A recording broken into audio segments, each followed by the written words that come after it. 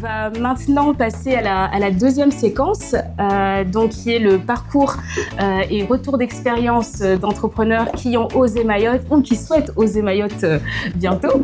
Donc je vais vous inviter à venir autour de la table. Donc Nawal, Ayria et Ousni. Donc on va commencer par Nawal.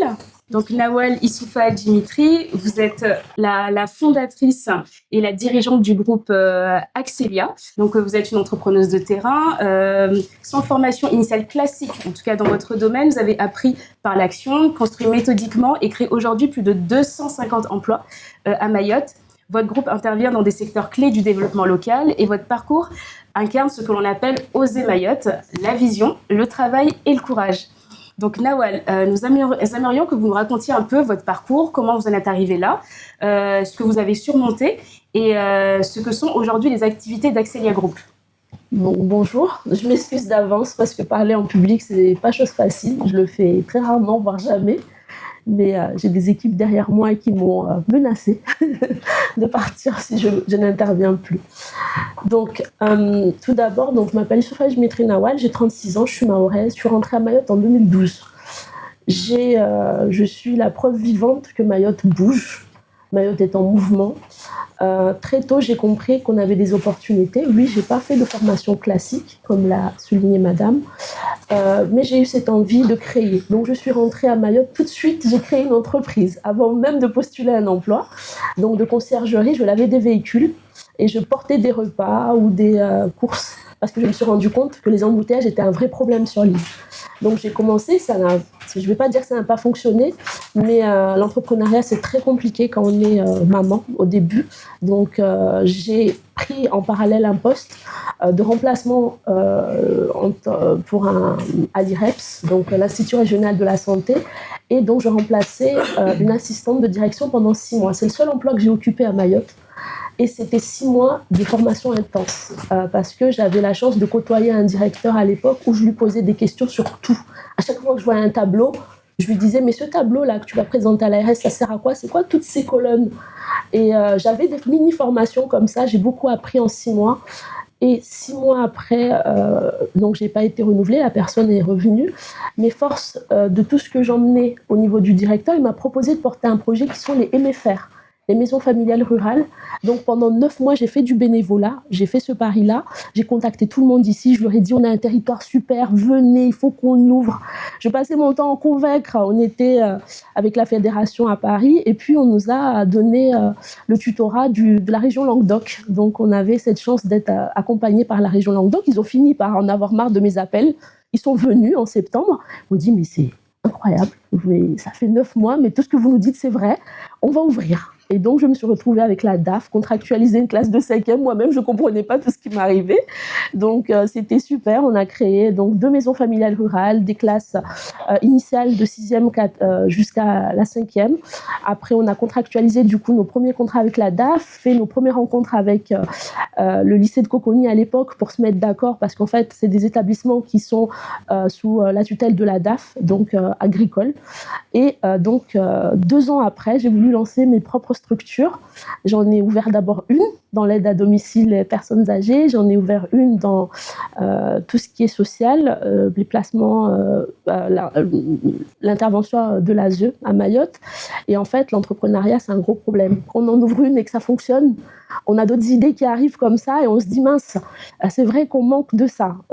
Donc là, j'ai ouvert pour les personnes âgées, mais je veux former. Comment je fais? Je dois recruter des personnes. Donc, j'ouvre un centre de formation pour diplômer donc mes salariés. Et au fur et à mesure, c'est vrai qu'on a cette chance. On a 285 salariés sur le territoire. Je suis fière de le dire parce que c'est important de dire qu'il y a des choses qui fonctionnent sur l'île. 285 salariés. Merci beaucoup. 285 salariés, 5 entités et 5 directrices mahoraises. C'est très important de le souligner. J'ai fait le pari très tôt. J'ai compris que j'avais des failles et des faiblesses. Très tôt, je me suis entourée de compétences à tout va. J'ai compris qu'il fallait que je fasse un esprit collectif, que j'emmène tout le monde dans ma vision. Certes, je n'avais pas les compétences écrites et le reste, mais moi, j'avais une vision. Donc, je me suis entourée, je me suis acharnée à aller recruter à l'extérieur, donc à convaincre des Mahorais et des Mahoraises à rentrer chez nous. Et voilà, maintenant que Depuis le temps, j'ai aucun turnover. J'ai aucun turnover de directeurs mahorais. Tous mes directeurs et mes directrices sont restés, de pôle. Et en fait, la problématique que j'ai eue très tôt, c'est tout va vite à Mayotte. C'est une réalité. Tout va vite, il faut s'accrocher. Et très tôt, vous passez d'une femme de terrain à les convaincre, et vous passez d'une femme à des réunions et des parapheurs, et donc tout va vite. Il faut s'accrocher. Donc après, vous avez des gens qui gèrent votre emploi du temps, vous n'êtes plus du tout maître de la situation, mais la jeunesse est un atout, un monstre. Nous, on a une moyenne d'âge de 32 ans dans nos directions. Donc ils viennent, c'est vrai que c'est compliqué, hein, les bébés masterisés, quand ils sortent de l'école, ils ont plein d'idées, ils courent de partout, mais dès qu'ils rentrent à Mayotte, ils se rendent compte que ce qu'ils ont appris à la fac, c'est pas Mayotte. Donc, il faut les ramener sur le terrain. Donc, premier rendez-vous à la région, monsieur dû parler des délais de règlement. Donc, un DAF qui vient avec toutes ses idées, ce qu'il a appris à l'école, il vient, personne ne répond au téléphone, personne ne répond au mail, commence à paniquer, mais tout ce que j'ai appris à l'école, ça se passe pas comme ça. Comment on fait? Donc, c'est les réalités de notre terrain. Donc, c'est aussi avoir des outils pour les retenir. Moi, très tôt, même si on avait peu de moyens, j'ai mis en place des tickets restaurants, des mutuelles. En fait, je me suis dit, plus on est petit, on prend des bonnes habitudes et on met des choses en place. Et quand on devient grand, ça va être plus facile. Donc, j'ai appliqué ça très tôt. On m'a dit, mais t'as pas encore besoin de commissaire aux comptes? J'ai dit, mais moi, là où je veux aller, il y aura un commissariat aux comptes. Donc, je le prends dès maintenant, je veux savoir ce que c'est. Donc, c'est des bonnes habitudes et surtout s'entourer. On a quand même des personnes formidables à Mayotte qui souhaitent faire. Je parle de la région, que je remercie beaucoup. Moi, c'est un très gros partenaire à nous, la région de Mayotte. On a des instituts de l'État. Monsieur a parlé tout à l'heure de cette ardeur, avec la lucidité qu'il faut avoir quand même sur le terrain. Mais le plus gros problème qu'on a aussi, c'est justement ces fonctionnaires qui partent assez vite. Donc, on monte des dossiers, on est enthousiasme, on commence quelque chose et hop, la personne n'est plus là, on attend un remplacement. Et ça fout quand même un coup au moral en tant que chef d'entreprise, parce qu'on se dit, mince, on avait quand même impulsé un truc, on est dans une dynamique et mutation. Ça, c'est le mot que je déteste le plus. Donc, ils sont mutés, donc ils sont plus là. Il faut recommencer à zéro.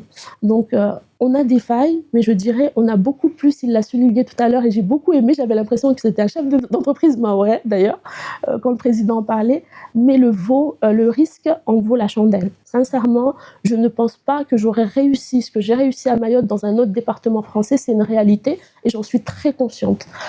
Aujourd'hui, je vous donne juste un petit exemple. On s'est rendu compte avec mes collaborateurs et les stagiaires que pour manger à midi, c'est un casse-tête. On n'arrive pas à trouver, on ne mange pas.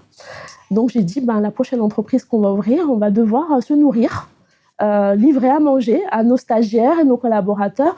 Et c'est ça Mayotte. Tout va vite. Et si on a vraiment c'est un point très important, cette envie de rester. Parce que créer, prendre les avions et tout gérer à distance, c'est aussi le piège. Il faut rester sur le territoire, du moins en tout cas, et investir du temps. Je dis souvent aux gens, et monsieur l'a souligné, oui, on va partager le gâteau, mais on va partager le gâteau intelligemment, avec des gens qui reconnaissent aussi nos besoins, qui reconnaissent aussi nos talents. Donc c'est important de le souligner. Moi, je ne suis pas contre, je travaille énormément avec des cabinets extérieurs. Tu m'apportes, je t'apporte. C'est ça ma règle. Donc l'idée, c'est pas juste de venir manger le gâteau. Je vous raconte juste une petite histoire. J'ai un centre de formation. J'ai refusé dès le début de faire des formations courtes de 4 mois. Il faut le savoir, des OF qui viennent à Mayotte, qui se prennent 80 000 € en 4 mois et qui n'ont aucun diplôme à la fin. Moi, j'ai 9 diplômes d'État. Je suis très fière de le dire que je refuse ces formations-là. Un jeune qui quitte mon OF a un diplôme à la fin, reconnu par l'État. Et je suis très fière également qu'avec mes équipes, on a réussi à faire le nécessaire pour avoir des diplômes d'État dans le social. Donc maintenant, on peut former des éducateurs jeunes enfants, ce qui n'était pas arrivé avant parce que c'était l'IRTS qui le faisait. Donc maintenant, on a des diplômes qui valent vraiment et qui sont importants pour le territoire.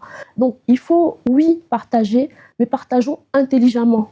Pas au détriment des Mahorais ni des Mahoraises. Les postes à responsabilité, moi je dis souvent aux femmes, parce que la problématique qu'on a, on a beaucoup de femmes à l'extérieur qui sont diplômées, mais quand ils rentrent, ils refusent souvent les postes à responsabilité.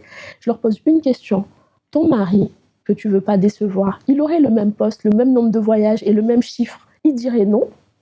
Elle passe une nuit chez elle, le lendemain, elle dit oui au poste. Parce qu'elle sait très bien que le mari ne dira pas non. Donc ça, c'est des questions sociétales.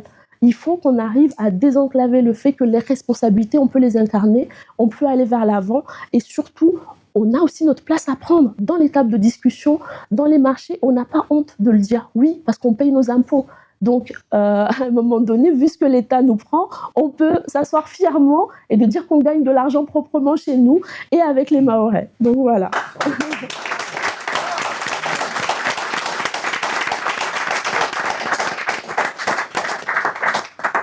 Nawal, t'as tout dit, t'es une femme inspirante. Je ne peux dire que ça. C'est la première fois, donc désolée si... Écoutez, ça ne se voit pas. Vous êtes faite pour ça, donc j'espère que vous porterez encore plus votre voix parce que je pense que vous êtes une réelle source d'inspiration pour des femmes, mais aussi des hommes mahorais.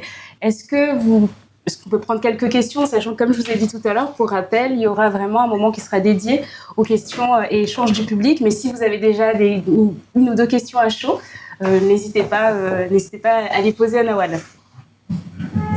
Allez-y, madame, je vous en prie.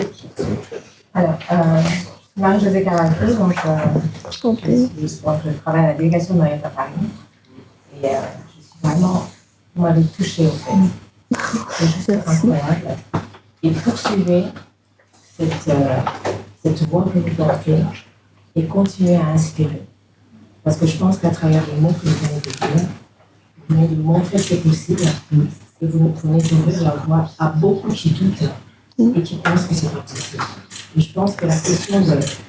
Et vraiment, je remercie infiniment vos collaborateurs qui vous ont poussé à parler. Parce qu'effectivement, elles savent le message que vous allez dire, en fait, tout simplement. Merci. Et c'est juste incroyable, en fait, parce que là, vous dites bien que c'est un donnant-donnant, c'est un gagnant-gagnant. Et ça, je pense que c'est très, très important de dire que c'est possible. Et c'est possible de construire ensemble. Et Mayotte, c'est complètement ça. Donc, encore une fois, merci. Merci à vous. Merci. Je pense que moi aussi, j'aurai des questions à vous poser plus tard.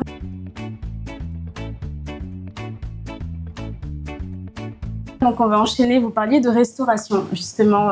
Le fait peut-être d'ouvrir des cantines pour vos collaborateurs. Je fais juste un parallèle parce que Ousni, qui est là aujourd'hui, et donc vous êtes entrepreneur, donc formateur et consultant dans le domaine de la restauration. Oui. Et donc vous avez un parcours qui est assez intéressant parce que vous avez monté les échelons. C'est finalement c'est à l'issue de votre expérience que vous êtes dit aujourd'hui, je veux mettre en fait à disposition pour aider et accompagner d'autres. Donc vous me disiez quand on a échangé que vous avez vraiment une appétence pour la transmission. Donc je vous laisse vous présenter votre entreprise et surtout aussi présenter votre projet parce que aujourd'hui vous êtes entrepreneur mahorais dans l'Hexagone, mais vous avez vous souhaitez rentrer aujourd'hui sur le territoire pour pouvoir contribuer aussi à votre manière. Donc je vous laisse la parole. Tu as vraiment tout résumé.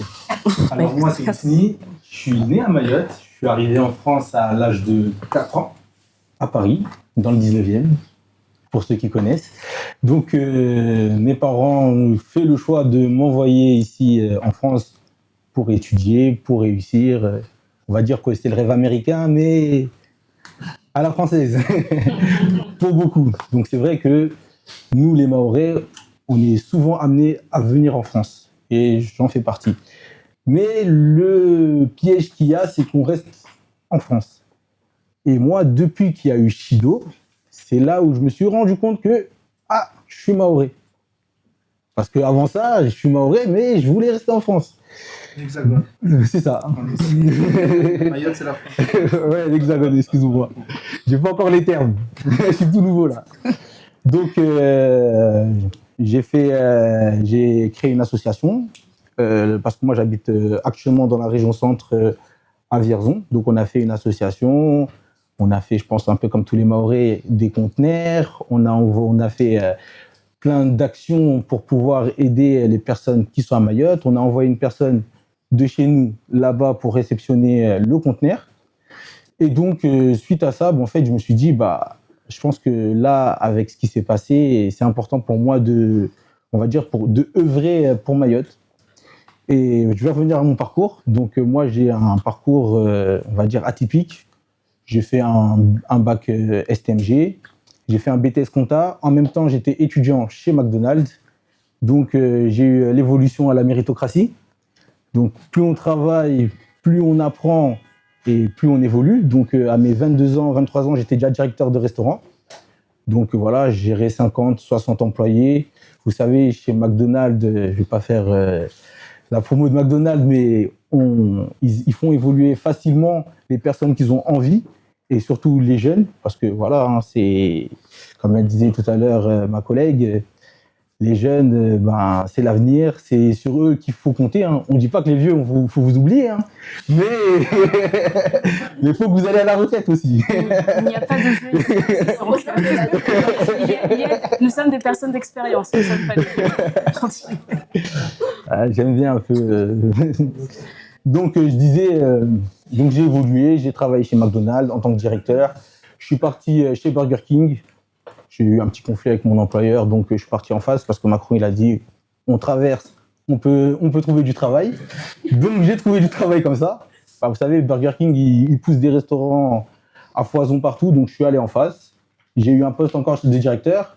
3 mois après, il y a un ancien collègue qui m'appelle, qui est franchisé Boulangerie Paul. Il me dit, ça te dit de venir à l'aventure. Donc, j'ai fait aussi de la pâtisserie, de la boulangerie et du traiteur. Donc, en fait, aujourd'hui, je pense que dans la restauration, j'ai touché à tout. Je ne dirais pas que je suis un expert, mais moi, je suis plus un gestionnaire. Parce qu'on peut faire les meilleurs gâteaux au monde, mais si on n'arrive pas à les vendre ou si on ne fait pas de marge, le but d'une entreprise, c'est de gagner des sous quand même. Donc, moi, je suis plus une personne de la gestion, de la formation et de l'accompagnement. Donc, suite à ça, j'ai travaillé pendant 2 ans dans les boulangeries Paul. J'en gérais 7 j'avais des responsables de magasins. Et on avait un fournil. En fait, il y avait un fournil qui faisait tout ce qui était pâtisserie, boulangerie et qui envoyait dans les petites boutiques. Et suite à ça, j'ai fait 2 ans. Je me suis rendu compte que la boulangerie, c'est pas trop ma vibe. Et je me suis lancé à mon compte en tant que formateur indépendant dans un premier temps. Donc, comme vous savez, aujourd'hui, la street food, c'est le business qui émerge le plus en France. Hein. Les ouvertures de restaurants, c'est partout. Hein. Là où on va, il y a un restaurant qui ouvre, les dark kitchen avec Uber Eats et tout ce qui s'ensuit. Donc, moi, je me suis dit, il y a les restaurateurs, il y a besoin de formation. Parce qu'aujourd'hui, quand on ne revient pas dans un restaurant, c'est qu'il y a eu une mauvaise expérience, ce qui fait qu'on ne revient pas. Et le but du jeu, c'est de garder ses clients. Donc moi, je suis très axé client, j'aime les clients, parce que c'est eux qui nous apportent des sous quand même, hein, donc, pour revivre. Et donc, sur ça, je me suis lancé dans la formation en tant que formateur indépendant. Je me suis dit, le plus important, c'est l'hygiène. Parce que les fermetures administratives, je pense que vous connaissez, hein, ça va très très vite, ça va très vite. Donc moi, je me suis spécialisé dans l'hygiène et bien sûr, je fais tout l'accompagnement de restaurateurs, d'équipiers jusqu'à directeur. Donc moi, je peux former de simples travailleurs à personnes qui réfléchissent sur le business. J'aide aussi souvent des personnes à monter leur business. Je leur conseille souvent de commencer dans une dark kitchen et voir si ça fonctionne, puis s'agrandir sur un restaurant, parce que c'est dur d'ouvrir, payer un loyer et ne pas avoir de clients venir. Et souvent, les personnes veulent innover, mais est-ce que le produit va plaire?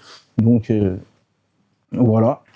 Et donc, ça fait maintenant 2 ans que je suis formateur à mon compte. Et là, depuis peu, j'ai été sur LinkedIn et je suis tombé sur la délégation de Mayotte à Paris. Je me suis demandé c'est quoi. Donc moi, honnêtement, ça fait 1 mois que je connais. Hein. Ça fait 1 mois que je vous connais. Donc merci Farid de m'avoir donné l'opportunité d'être ici aujourd'hui. Et en fait, je me suis rendu compte qu'autour de moi, les Mahorais, ils ne savent pas que ça existe. En tout cas, les Mahorais que je connais. Et c'est là où je me suis dit, il y a un souci. Soit on ne fait pas assez de bruit, soit on est mal représenté. Quand je dis mal représenté, dans le sens, on n'est peut-être pas dans les bons canaux. Et du coup, ouais, c'est ça. Pas sur TikTok. C'est ça, les réseaux sociaux. Et donc, je me suis dit que c'était intéressant de venir, de voir c'est quoi la délégation de Mayotte à Paris, vous rencontrer tous ici et de faire votre connaissance.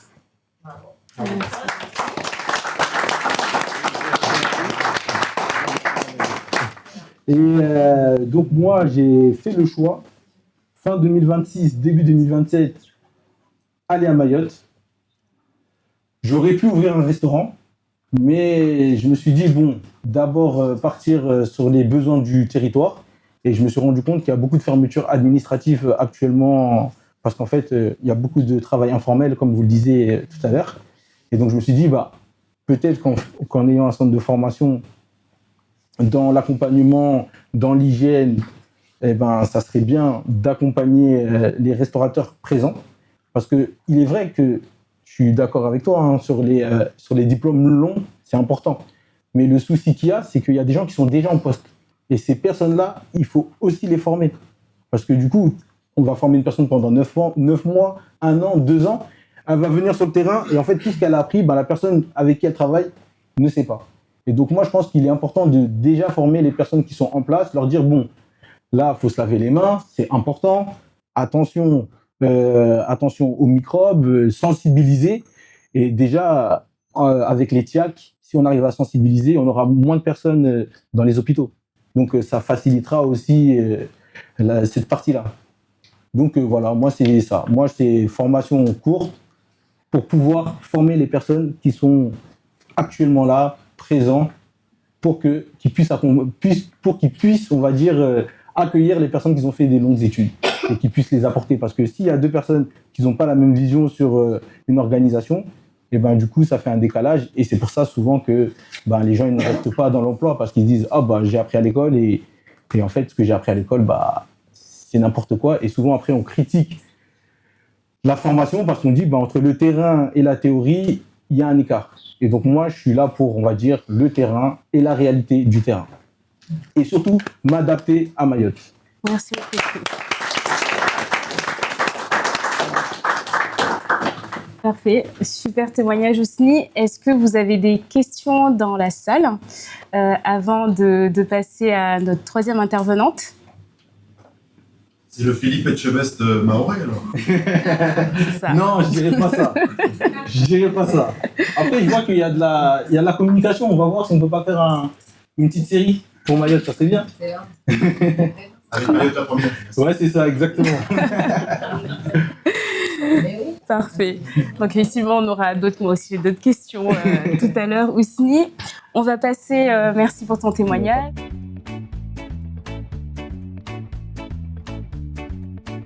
On va passer maintenant à Ayria Ibrahim. Donc, Ayria, tu es la fondatrice et la dirigeante d'Imara Stratégie et Consulting. Ayria, donc toi, tu as une formation, tu as une double formation, on va dire, en droit et en finance. Tu as été aussi, il faut le dire, distinguée par l'Institut Choiseul dans le top 40 des jeunes dirigeants ultramarins. Donc félicitations pour cette distinction. Donc, ton cabinet est ancré plutôt dans le grand océan Indien. Nous, ce qu'on aimerait savoir aujourd'hui, Ayria, c'est comment tu en es arrivé à créer aujourd'hui Imara et quel projet vous accompagnez dans votre cabinet, parce que tu n'es pas seul, tu as aussi des partenaires collaborateurs, et quel secteur et profil de porteurs vous accompagnez. Merci. J'ai créé, donc moi, comme vous l'avez souligné, j'ai une double compétence en droit et en finance. En fait, avant de lancer Imara en 2022, donc Imara en swahili, ça veut dire ferme, solide. Donc, on est ancré, parce qu'il faut être ancré chez soi pour pouvoir aller conquérir le monde. J'ai travaillé dans le consulting, dans les cabinets d'avocats et en banque. Et en fait, je me suis dit comment je peux comment je peux construire chez moi. C'est-à-dire en apportant toute l'ingénierie, les compétences que j'ai pu développer dans des grandes institutions. Et donc, j'ai lancé Imara, qui est on fait de l'ingénierie financière, de l'ingénierie patrimoniale, puisqu'il y a le besoin. Donc, on est aussi CIF pour vraiment accompagner nos clients toute la chaîne de valeur, et du consulting et de la formation. Donc, plus de 90% de l'activité d'Imara, du portefeuille d'Imara, sont des clients qui sont à Mayotte. Et comme le disait tout à l'heure le président, en fait, à Mayotte, le marché est difficile, mais il y a des opportunités. donc qu'on peut saisir. Et donc 90% c'est le marché mahorais, avec un peu océan Indien et une partie c'est en Afrique. Donc on a des clients aussi en Côte d'Ivoire, au Cameroun, en RDC, Djibouti, donc un peu partout en Afrique où on intervient principalement sur la fiscalité minière, de la finance, de la banque assurance. Et donc, ce qui m'a amené à créer Imara, justement, c'était montrer que à Mayotte, on est un hub stratégique. On dit souvent que le soleil ne se couche jamais sur la France, et de montrer que nous, à Mayotte, on est fort en fait. On est un hub maritime, aérien et économique.